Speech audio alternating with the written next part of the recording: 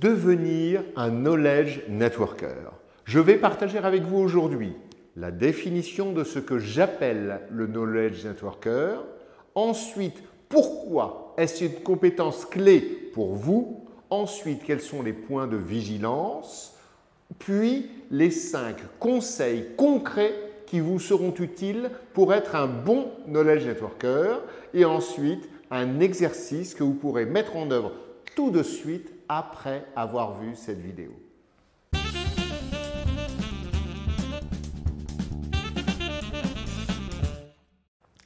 Quelle est la définition que je vous propose du knowledge networker? Premièrement, bonne nouvelle, c'est la connaissance qui dirige le monde. C'est cette capacité à acquérir et à diffuser de la connaissance qui fait la valeur humaine, économique, la valeur des organisations, entreprises, associations, etc. Ensuite, nous avons beaucoup parlé dans l'évolution au XXe siècle de ce que l'on appelait le knowledge worker, c'est-à-dire knowledge, connaissance, worker, travailleur, celui qui ne se contente pas d'être comme dans le taylorisme et de faire son petit truc sans même comprendre la globalité de ce qu'il fait. Ainsi, le knowledge worker prenait le pouvoir au XXe siècle avec cette capacité à utiliser la connaissance pour apporter de la valeur. Maintenant, ce que je vous propose au XXIe siècle, c'est de devenir un knowledge networker.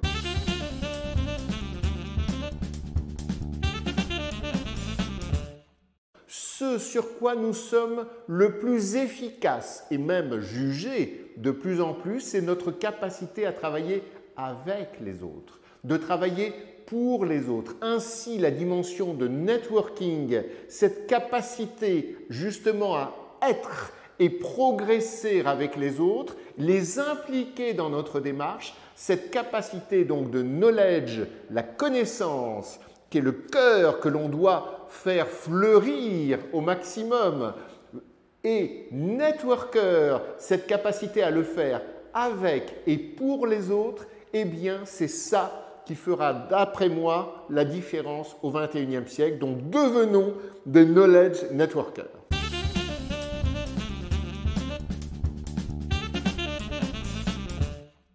Les points de vigilance par rapport au fait de devenir un bon knowledge networker. D'abord, savoir partager sa connaissance. La connaissance, ce n'est pas comme de l'argent. Je sais quelque chose, je partage avec quelqu'un d'autre et nous sommes tous les deux enrichis. Parce que moi, je continue à travailler la connaissance même si je la connais et l'autre peut l'acquérir sans que l'un perde sur l'autre. Deuxième point de vigilance, savoir dire que je ne sais pas. L'un de mes meilleurs enseignants dans ma vie m'a appris cela et c'est une incroyable liberté, c'est une incroyable capacité ainsi à progresser sans mentir et sans se mentir. Troisième point de vigilance, c'est évidemment montrer un plaisir d'apprendre. Parce que quand on montre ce plaisir d'apprendre, alors on peut augmenter sa connaissance et ainsi être plus efficace et plus utile dans notre monde, même notre monde économique.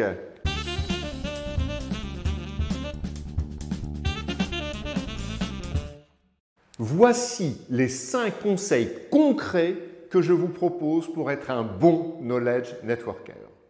Premièrement, faire sa veille régulièrement.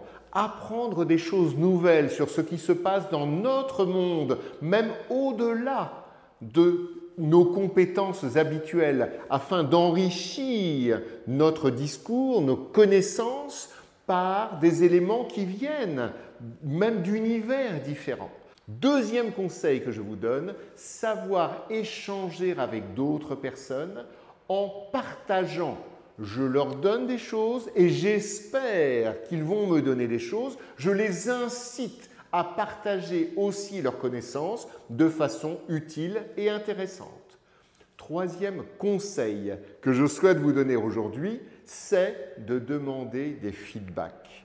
Ne pas avoir peur, être suffisamment humble pour demander des feedbacks, Ainsi, notre capacité à être un knowledge networker augmente grâce aux images qui me sont transmises sur ce que j'ai fait et ce que j'ai dit.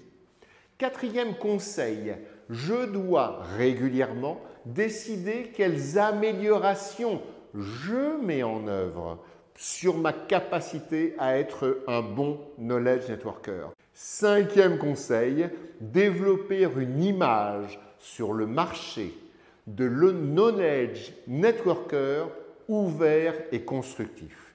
Cette notion de open mind, c'est-à-dire esprit ouvert, est tellement capitale pour respecter les autres, pour être capable justement de faire qu'ils nous écoutent et de leur montrer que quand ils nous parlent, quand ils partagent leurs connaissances, leurs compétences, eh bien on sait les écouter.